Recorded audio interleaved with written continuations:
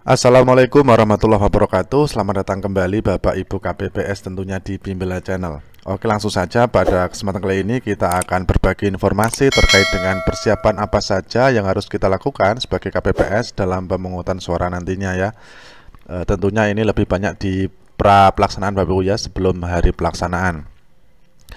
Oke Bapak Ibu, langsung saja yang baru bergabung menemukan channel kami, silahkan bisa diklik subscribe, jangan lupa bunyikan lonceng notifikasinya agar selalu mendapatkan update terbaru dari kami tentunya di Bimbela Channel.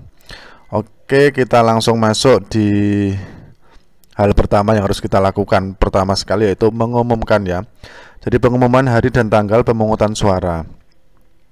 KPPS mengumumkan hari, tanggal, dan waktu pemungutan suara serta nama TPS kepada pemilih di wilayah kerjanya paling lambat 5 hari sebelum hari dan tanggal pemungutan suara. Artinya kalau pemungutan suaranya hari Rabu ya sekitar hari Jumat itu sudah maksimal ya, sudah diumumkan Bapak Ibu semua ya. Adapun media untuk mengumumkannya bisa yang pertama adalah menggunakan pengeras suara di tempat ibadah, di masjid, di musola. Yang kedua dengan cara ditempel di papan pengumuman, dan atau yang ketiga bentuk pengumuman lain yang lazim digunakan di desa kelurahan setempat. Setelah kita umumkan, langkah yang kedua Bapak Ibu yaitu menyampaikan surat pemberitahuan kepada pemilih.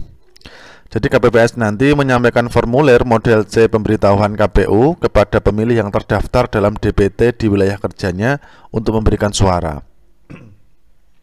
Selanjutnya KPPS mendokumentasikan penyampaian C pemberitahuan KPU tersebut berupa foto atau video yang disimpan sebagai arsip dan disampaikan kepada PPS bersamaan dengan rekapitulasi pengembalian formulir model C pemberitahuan KPU.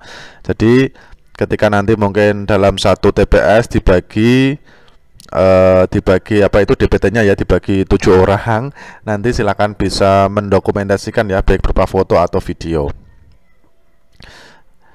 Kemudian dalam hal pemilih dan keluarganya tidak berada di tempat tinggalnya, KPPS menyampaikan foto atau dokumen elektronik formulir model C pemberitahuan KPU kepada pemilih melalui aplikasi pesan, WhatsApp ya, atau yang lain, atau surat elektronik atau media internet lainnya yang bersifat private atau personal.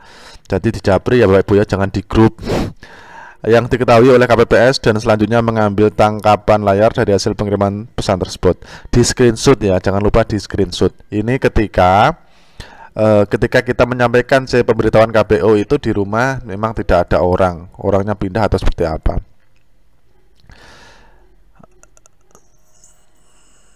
Oke, kita lanjut.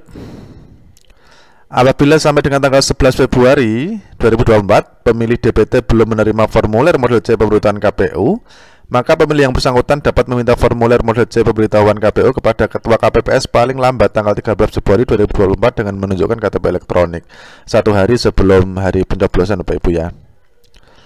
Apabila KPPS menemukan pemilih yang telah meninggal dunia, pindah alamat domisili, pindah memilih, tidak dikenal atau tidak berada di tempat dan tidak terdapat keluarga atau orang terpercaya yang dapat dititipkan, dan KPPS tidak memiliki kontak personal yang bersangkutan, KPPS menandai atau mencatat keterangan tersebut dengan melaporkan rekapitulasi distribusi formulir model C pemberitahuan KPU kepada PPS. Betul ya Ibu ya, nanti direkap kemudian dilaporkan ke PPS.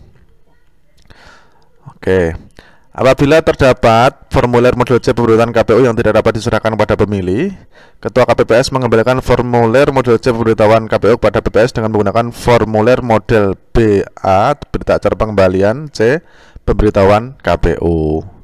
Kembali ya, dikembalikan kepada PPS Bapak Ibu ya, apabila terjadi permasalahan seperti tadi. Oke, poin berikutnya Bapak Ibu termasuk persiapan kita yaitu pembuatan TPS. Jadi KPPS ini mendirikan TPS pada tanggal 13 Februari 2024 atau sehari sebelum pencoblosan. Adapun denah tempat pemungutan suara Bapak Ibu bisa dilihat ya. Ini saya urutkan dari pintu masuk. Ya, sebentar gini dulu ya, dari atas ya Bapak Ibu ada KPPS 1, 2, dan 3 ini berdampingan di depan. Kemudian sebelahnya adalah meja saksi dan pengawas TPS. Kemudian di samping meja KPPS 1, 2, 3 ada meja alat penggandaan model C hasil salinan. Sini sudah ada meja. Nah, kemudian Bapak Ibu kita bergeser ke pintu masuk. Ya, di sini harus dijaga oleh petugas ketertiban. Ada dua nanti di pintu masuk dan pintu keluar yang letaknya di luar TPS, Bapak Ibu ya, di luar TPS. Dan setelah masuk nanti akan di sini akan bertemu dengan KPPS 4 dan KPPS 5 untuk didata formulir C pemberitahuan KPU-nya ya. Di sini tempatnya KPPS 4 dengan KPPS 5. Kemudian kita geser di sini Anda nanti diarahkan untuk duduk di sini ya. Setelah dari KPPS 4 dan KPPS 5 pemilih nanti diarahkan untuk duduk sesuai antrian ya, di tempat, harus disediakan tempat ini. Denah tempat pemungutan suara TPS ya. Setelah kemudian mendapat gilirannya menuju ke KPPS 2, meja KPPS 1, 2 dan 3 ya di sini untuk mendapatkan surat untuk mendapatkan surat suara ya, ada 5 nantinya. Setelah itu bergeser ke bilik suara di depan sini. Ya, setelah itu nanti juga di depan di sini ada kotak suara ya. Ini dijaga oleh KPPS 6, tempatnya di sini. Ada DPRD Kabupaten Kota, Provinsi, DPD, DPR RI dan juga Presiden dan Wakil Presiden. Ada 5 kotak nantinya ya. Nah, kemudian dari sini nanti menuju ke KPPS 7 atau di sini adalah nanti harus tangannya dicelupkan ke dalam tinta ya, kukunya Ibu ya. Nah, ini adalah denahnya seperti ini ya. Kemudian di pintu masuk, pintu keluar juga dijaga oleh petugas ketertiban TPS. Oke, itu tentang denahnya. Nah, kemudian dalam mendirikan TPS harus juga memperhatikan akses bagi disabilitas, ya, jalannya. Kemudian memperhatikan kerahasiaan pemilih terjaga ya, jangan sampai ruangan untuk memilih ini terbuka, bisa diintip oleh orang lain, jangan sampai. Nah, luas TPS Bapak Ibu, ini ada ketentuannya, panjangnya 10 meter dan lebarnya 8 meter, atau disesuaikan dengan kondisi tempat tanpa merusak tempat ya. Intinya ramah lingkungan ya. Juga harus sambungan listrik dan lampu penerangannya cukup. Nah, oke. Kemudian ini larangan, dilarang mendirikan TPS di tempat ibadah. Dilarang juga terbuka Bapak Ibu ya, nanti kalau hujan banjir ya, jangan sampai.